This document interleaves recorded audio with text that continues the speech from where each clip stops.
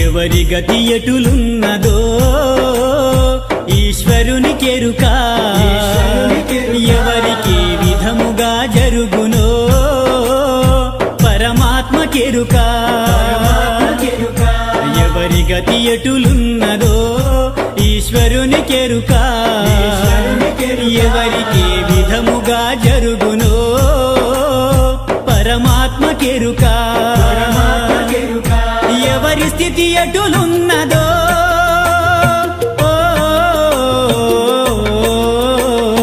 ఎగసి ఎగసి పడుటే కాని అలవి కాదెవరికైనా, హరిహర బ్రహ్మాదులైనా అనుభవించక తీరదు